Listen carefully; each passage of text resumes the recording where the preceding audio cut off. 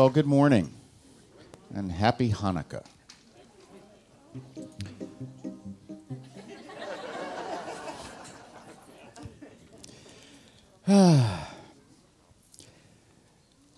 So, the element of Hanukkah I want to talk about, and we'll talk about a little bit, a number of them, but the main one is light. The essential story of the Hanukkah miracle was that they needed to keep the lamp lit in the temple for 8 days, and they only had enough oil for one. And at the end of the first day, as they checked, there was more oil. And then the end of the second day, there was more, and so forth. And so that's one element of the story, that there was this miraculous sufficiency of what was needed, even though there was an apparent lack. So light, in metaphysical terms, actually in physical terms, light's the whole game. If there were no light in the universe, we wouldn't be having this conversation. We wouldn't just be sitting here in the dark. We wouldn't be sitting here. Because our very being requires light in order to exist. And somehow, in the creation and the formation of the universe, light was an essential element. Now, this has been recognized for a long time, not surprisingly, I guess. You know, in the beginning of Genesis, it says, "Let there be light," and there was light. That the word was spoken, and the manifestation followed. And so we live in a universe that is based on light. That everything that we consume, every element of life lives off of light. It requires light to exist. Now, metaphysically, light is the quality of life itself. Light is the ability, not just, it's more than the quality of life, it's also the intelligence of life. Somebody's phone is phoning. Let me know if it's for me.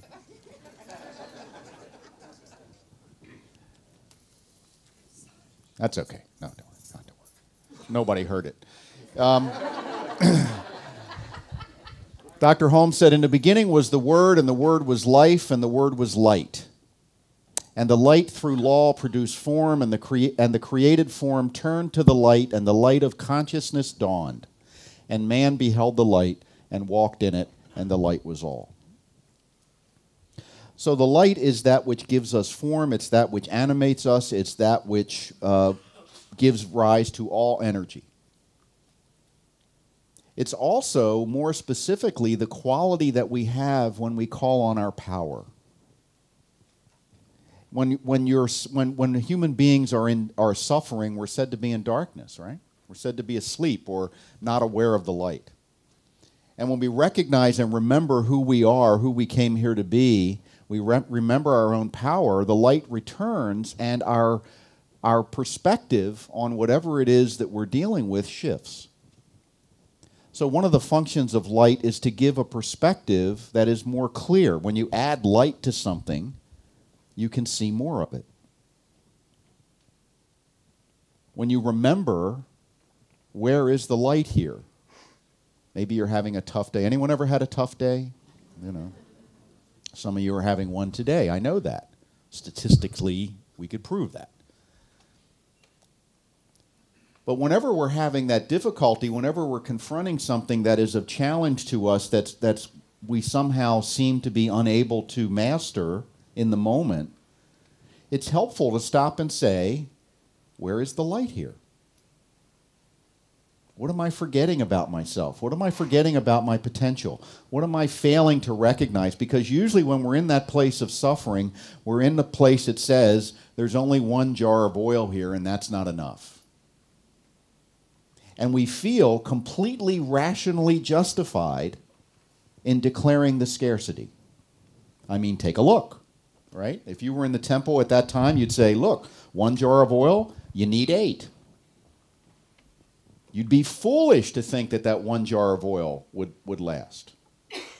And yet somehow it did. And I'll guarantee you that everyone in here has had an experience similar to that in our own lives, where we were convinced that we didn't have enough or there wasn't enough, and there was. Either because more showed up or because what was already there turned out to be sufficient. So that's really the essence of this idea, of this story. And perhaps a more important element to it is to recognize that the only factor that can change in the equation is your own recognition of the truth. When you open to a greater possibility, the greater possibility then becomes a reality. It's the only way it can. Now, I can probably point to times in my life when I doubted right down to the last second, and it's still something good still happened. You know, so we're not dealing with a situation where, you know, my mind is totally controlling in a linear sense everything that's happening.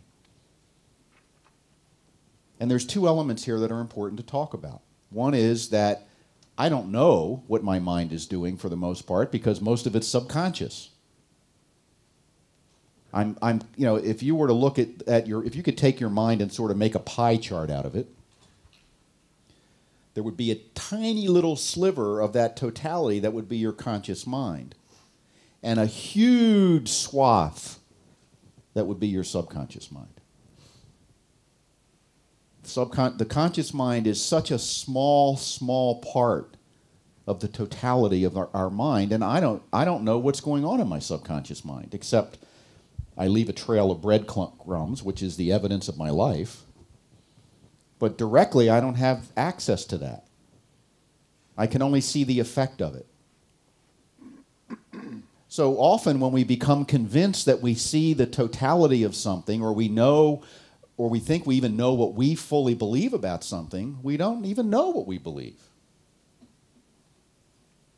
So when the times when maybe I was in doubt at a conscious level and yet something good still happened, what was going on below the surface was something different than what was going on at the surface.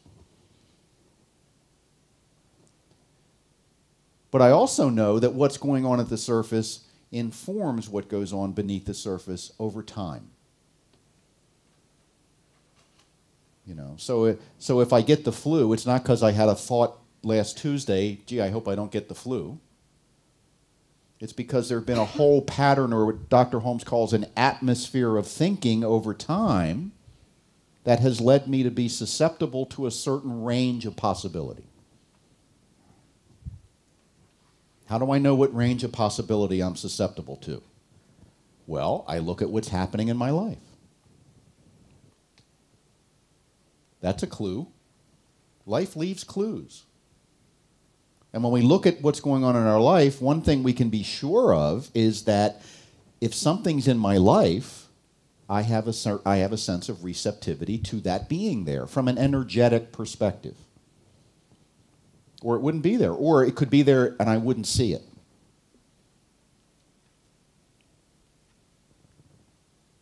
So that's one element of how mind works. The other part we have to recognize is that everything is in motion, and we are constantly in a co-creative flow. And by co-creative, I mean that our thoughts are forming kind of the design for the experience of life, but the energy that becomes that design is not of us, it is of the universal. So it'd be like, say, if you imagine a river, the water in the river would be the universal, and you might be able to put up some like a beaver. Beavers go out and put sticks in the water, and they redirect the flow. So if you were building a beaver dam, that would be the conscious mind redirecting the flow, but the flow is continuous. The flow is happening independent of that, and yet the flow will take on the direction of the conscious mind. So your subconscious mind will take on the direction of the conscious mind, but you're not generating the energy that is being directed. That energy is universal, it's ever present, it can never be diminished. So in other words, if I'm building a dam, I don't have to worry about the river. I don't have to make the water flow. The water's there, it's its nature to flow. I have to decide, where do I want the water to go? So with my own life and my own mind, what I have to decide, I don't have to create the energy to generate my life. That's already there. That's a given. It's flowing into me and becoming my own mind and my own functioning. But I give it direction by the flow of my conscious thought and emotion, which is attached to thought. And it shows up as the result of that directing in my experience. And I experience it and I say, boy, does my life suck. Can't get a break. Nothing I ever do works. I've been this close to success so many times, and it's never worked out.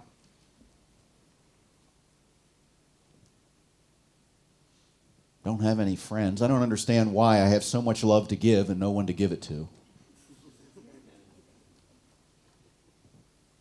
See? Maybe some of you have occasionally had thoughts like that.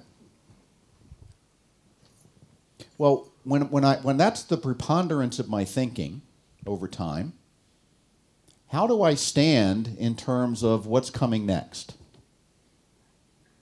You know, do you think what's going to come next is going to be a big surprise of wonder and joy? Or is it likely to be a continuation of that kind of, the effect of that kind of thinking?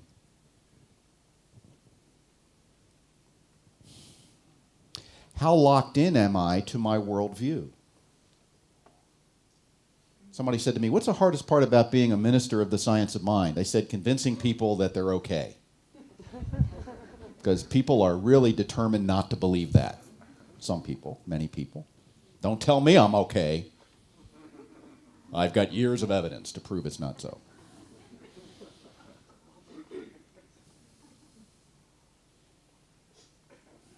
Because we become convinced over time, don't we, of the truth of the way things work?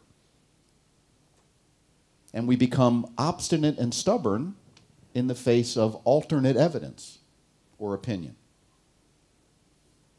Matter of fact, that's what we go to war over. We go to war over somebody that, when nations go to war, it's over a different perspective of the same world.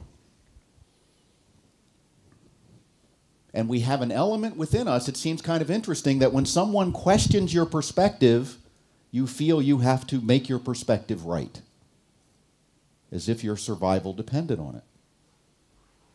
Which means we all are addicted to our perspective. An addiction is an emotion-backed demand. So anything you're emotionally attached to is a form of addiction.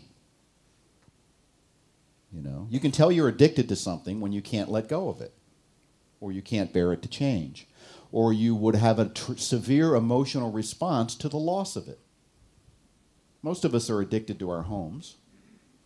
You know, you saw the situation with Sandy where people lost their homes, and you'd see them, they're just devastated. You know, and even getting a nice big insurance check doesn't heal that all the way. It helps, but it doesn't, you know. Because I've lost something I'm attached to. When people, you know, if your home is burglarized, quite often there's this emotional shift that is very difficult to overcome, to go back into the house again. Because it's different now. There's been a violation of that essential relationship that many people have difficulty transcending or moving beyond. So we have this, you know, we have to accept that as human beings, we do have these attachments. And if we're unaware of the attachment, we can be stuck by not wanting things to change too much so we don't lose what we believe we should value or what we do value. So we stay in relationships too long sometimes. Anyone ever done that? Anyone ever stayed in a house too long? You know? Or we do irrational, crazy things to maintain the relationship. We go into hock well beyond what we should so we can have the house that we want to feel right about. Not to saying that, I'm not saying right or wrong, I'm just saying that's what we do, isn't it? When you go to buy a new car, don't you extend yourself a little bit, maybe more than you're comfortable with? Because damn, it would be nice to have that, the navigation package. I'd feel so much better about myself in a car with a navigation package. Or those rims look pretty cool too. I could just see myself. See, why do we buy the extra stuff? We buy it because we want to feel good about ourselves and how. And this relationship, you know, this is LA, you are what you drive. Right? Part of the culture. And if I am what I drive and I want to see myself, with what better way to increase my self-esteem than by buying a car I can't afford?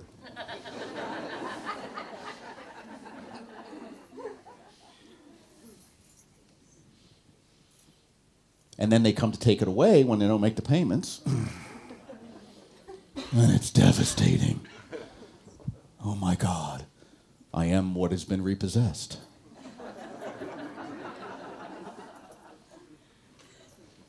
And you know, since this never happens to any of us, we look at others that they say, I don't understand why they're so attached. I just doesn't, I would never be that way, you know. But we are.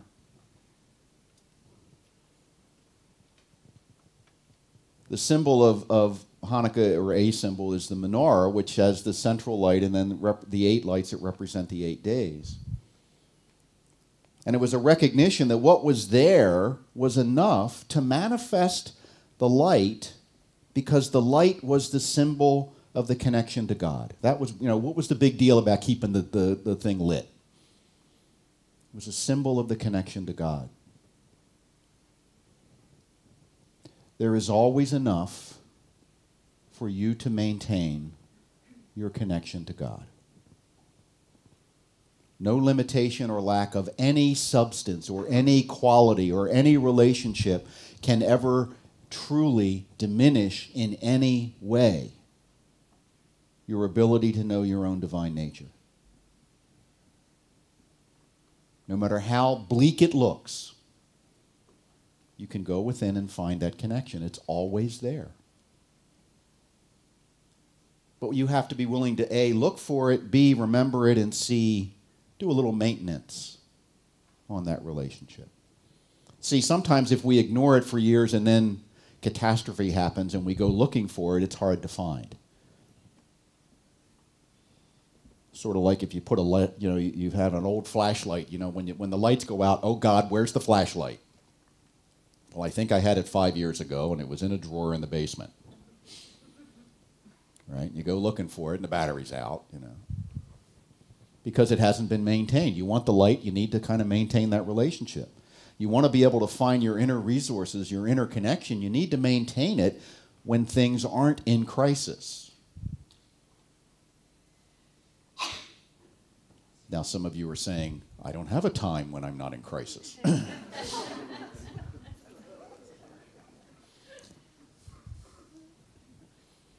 See me for counseling. We'll work on that.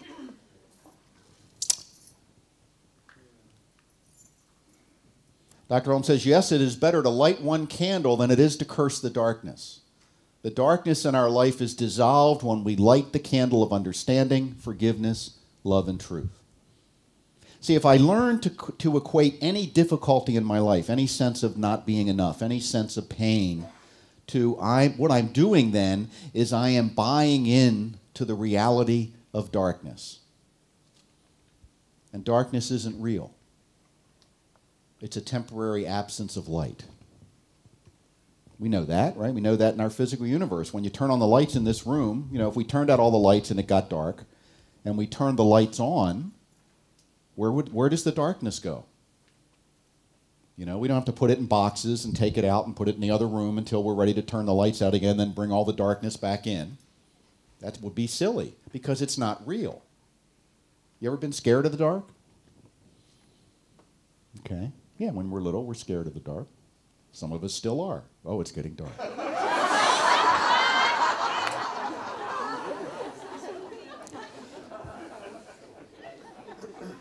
I work alone.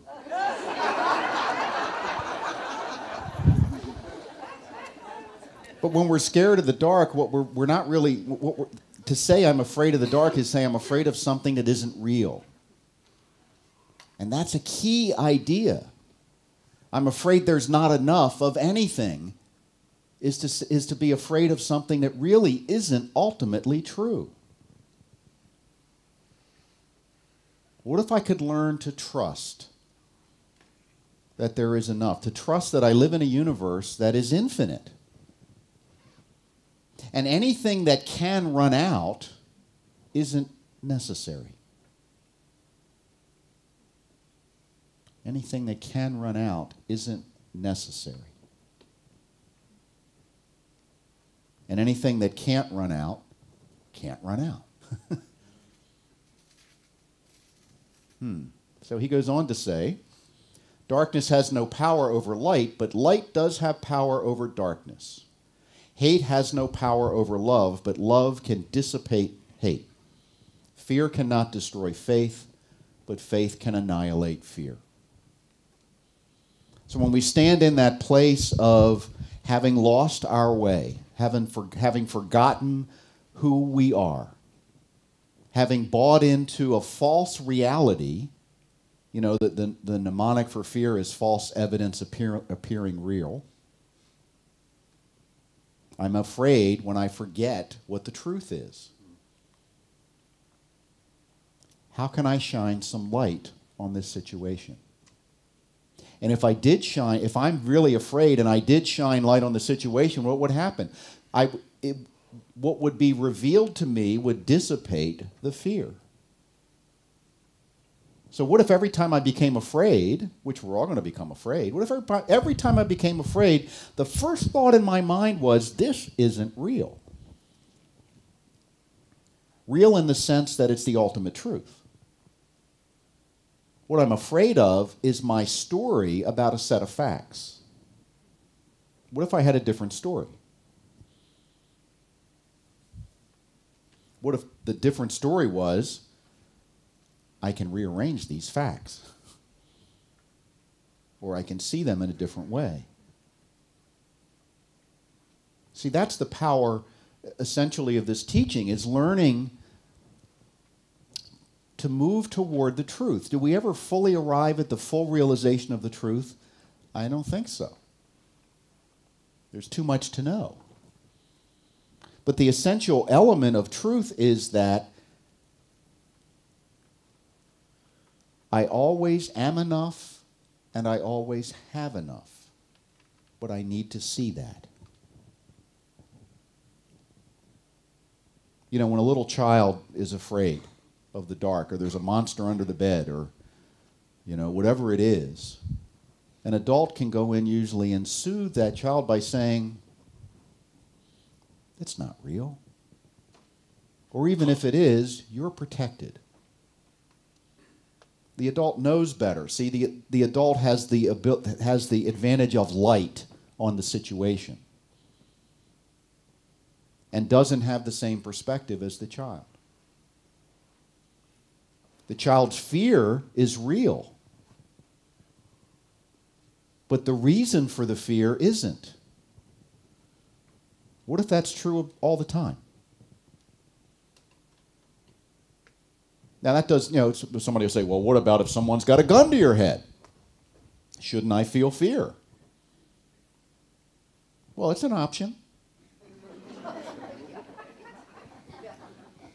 It's an option. You know, might be smart to pay attention. But what's the relationship between what's going on in terms of the gun to your head and what's going on inside your head and your emotional self? And is what's going on inside your head and your emotional self going to contribute to a positive outcome?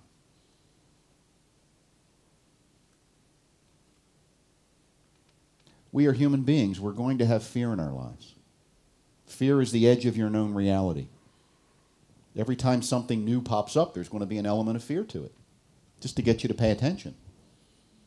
The kind of fear that's debilitating is when you already know the truth and you forget or you ignore it or you think you don't have any power over it and you become afraid of the monster under the bed that doesn't exist. You become afraid that people don't listen to you, so you don't have any power in your life.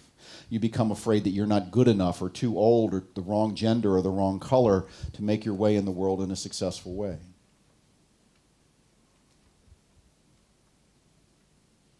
And that only becomes true when you believe it. You know? Do you ever see somebody that is doing something that you just know they shouldn't be doing? You know, they don't know any better. Like somebody that's 5'8" that goes out for the football team in college. Say, what are you doing? You know, all the football, look how big all these people are. And there you go out, and then they make the team, and they become All-American. When I was in college, there was a guy named Spud Webb that played in the Atlantic Coast Conference. He was 5'6", and he was All-American. He didn't listen to people that told him he couldn't do it. What's the matter with him? You know, Spud, you'll just embarrass yourself going out there. You're liable to get stepped on. He was on a team with a guy named Tree Rollins, who was 7'1". And they would always have pictures of them. You know, look, you know, Spud came up to about here. And Spud was a better player than Tree, because Spud didn't know any better. Used to be a catcher for the Orioles named Rick Dempsey back in the day. He lives in Thousand Oaks now. But, you know, this guy, he had a paunch. You know, he had terrible posture. Couldn't run very fast. But he made the major leagues and became an all-star catcher. World Series MVP one year. And when people would ask him, how do you do this? He says, I'm too stupid to listen to the people that tell me I can't. The ones that, all the experts that said, don't pick him, he doesn't look like an athlete. What do you think the first woman that walked into a medical school after being told that this is a man's job, you'd be a fool to try to do anything like that, or the first black person that walked into a major university in this country? What if they'd listened to the conventional wisdom of the time? What would have happened is we would have been denied the culture, the world, the humanity would have been denied all the talent that followed once it became okay. Well, I'll guarantee you there are parts of you that are being segregated. There are parts of you that are being held back by other parts of you that think they know better, because we've always done it this way.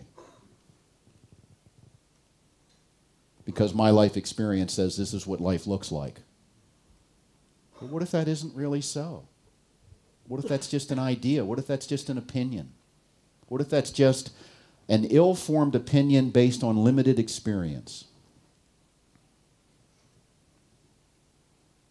And what happens when you see something that defies what you believe to be true? You say, oh, that's the exception that proves the rule.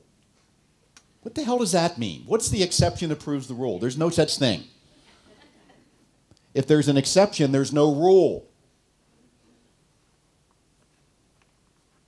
Well, I can be smart sometimes, but most of the time I'm pretty dumb, you know.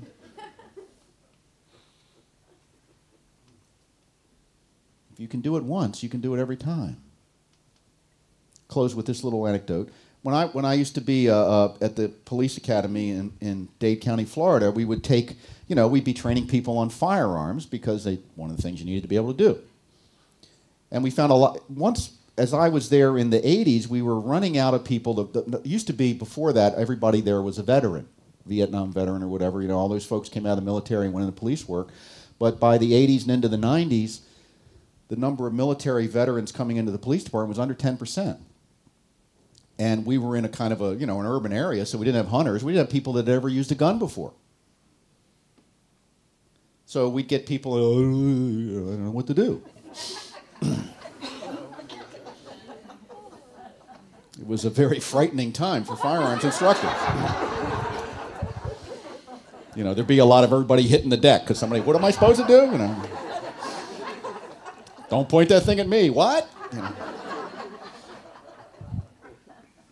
What we found was that their patterns would emerge, and this was true with the in-service officers too. Once they decided what kind of shot they were in the course where they had to qualify, they tended to get that score all the time, you know, pretty close to it. There was a 300 range. You had to be 270 or above to qualify, and there were a bunch of people that were always hovering around 270.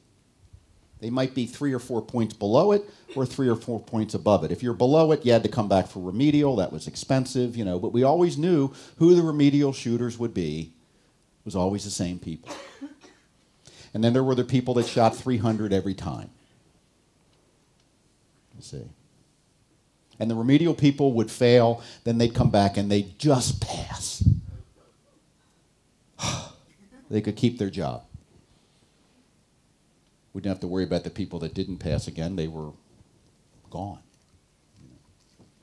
So what we found was, though, that when you looked at the remedial people, that group that kind of was always hovering around the just passing level, that sometimes they would miss shots up close, and sometimes they would miss shots way back. But they wouldn't do both on the same firing course, because you couldn't. You'd fail by too much. So you'd look at this one person. We take Officer A, and Officer A would say, get up at we usually started shooting at 7 feet, then 7 yards, then 15, then 35 or 45, and then, no, 35 and then 50. So you'd figure everybody'd miss from 50, which was normal. That more people did. But sometimes they get up and they'd miss from 7 feet. You know, they'd start shooting before they got the gun out of the holster. And there'd be bullets bouncing off the sidewalk, and they'd hit under the target, and they'd hit over the target, like that. Okay, let's move back. But when they did that, they hit them from 50. Because they knew they had to get to that 270. And when they hit them up front, they goofed off in the back. Because why try? I'm not going to get a 300 anyway. So we put these people through some psychological training, visualization, and things like that. All the scores went up 25 points. They all became 290 to 300 shooters after 2 days of training, not firearms training. They didn't pick up a gun in the whole thing. We just had them visualize the target with the right number of holes in it. It wasn't rocket science. Okay, here's your target with like 4 holes in it. Let's see a target with 50 holes in it. And they would, we'd actually show them pictures. Okay, I'll do that. And then they go out and do it. Or we just had them write down their score and put it in an envelope.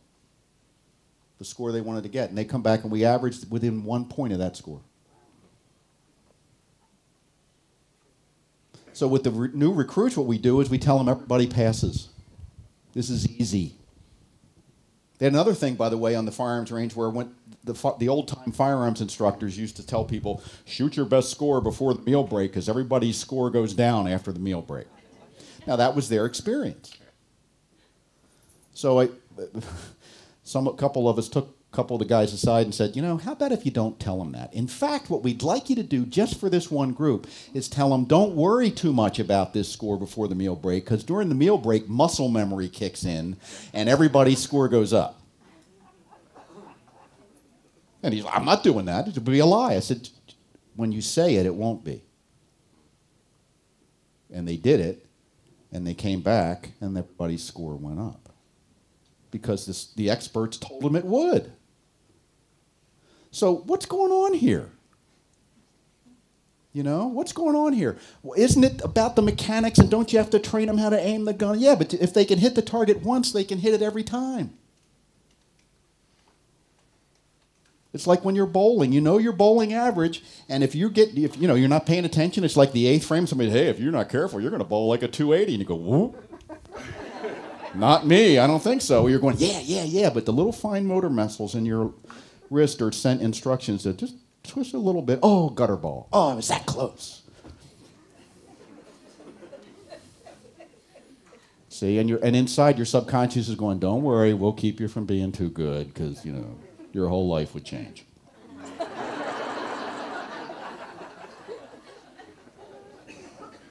So if you're not consciously aware of this, whatever you've been doing, you're going to keep doing. If that's okay with you, fine. But if you would like things to get better, they're only going to get better if you you're not going to have a firearms instructor to tell you something at a higher vision. You're going to have to do it yourself. You're going to have to increase your vision. You're going to have to learn to see a bigger idea for yourself. and to recognize that that's all you need to do to grow into that vision. But as long as you keep saying tomorrow's going to look like today, guess what? Tomorrow's going to look like today. And if today isn't really fabulous, that's a problem. Because your days can be really fabulous. No matter what your experience has been up to now. The biggest gift you can give yourself as you close out this year would be to erase any history you have. Not in terms of memory, but in terms of expectations. My future is not determined by my past.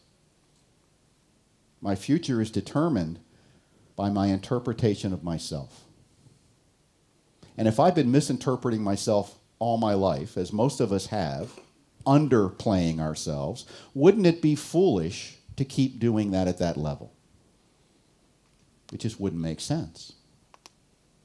So I need to up-level my expectations of myself. If I want that morning on January 1st to wake up before I open my eyes and say, wow, I'm beginning the best year of my life, and really know that that's true, if that isn't the case now, and you would like it to be the case then, something's got to change, no? Do you wake up and say, good morning, God, or good God, it's morning? That's a very different approach, right? Oh, crap, I wonder what I got to do today. And the universe says, right you are. You seen that commercial where the person, I think it's for orange juice or something, where the person's sitting there and all the people he's going to run into that day, well, I'm going to rear end you, and then your insurance agent says, well, I'm not going to cover the claim, and okay, that's coming up, and you know, they talk about how his day is going to be ruined, but he has orange juice, so he's ready for his bad day. Well, at least I have my orange juice. I think you need a different juice, pal.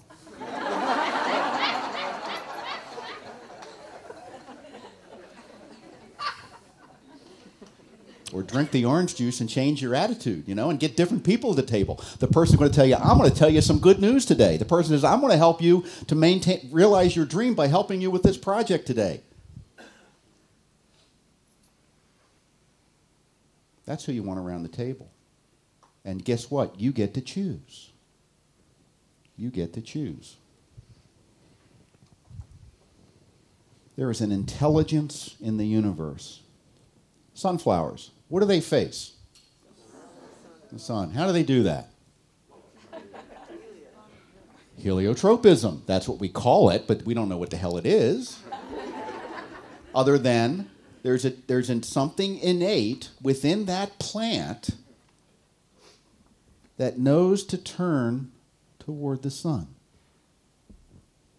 If you're driving on a north-south highway in Nebraska, on one side of the road is a field like this. On the other side of the road is a field like this. You're going to see two different sites.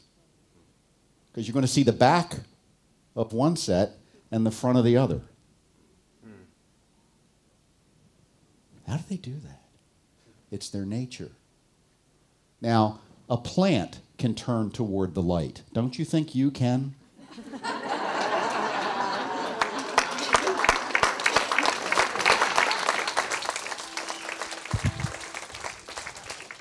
I mean, I'm not even holding you up against like your dog. A plant can turn against the light. Ernest said, know that there is no, he didn't say think, he said know that there is something more than law, an intelligence to which we may come for inspiration, for guidance, for direction, a power responding to us, a presence pressing against us, an animation flowing through us, a light within us. And so it is. Thank you, and namaste.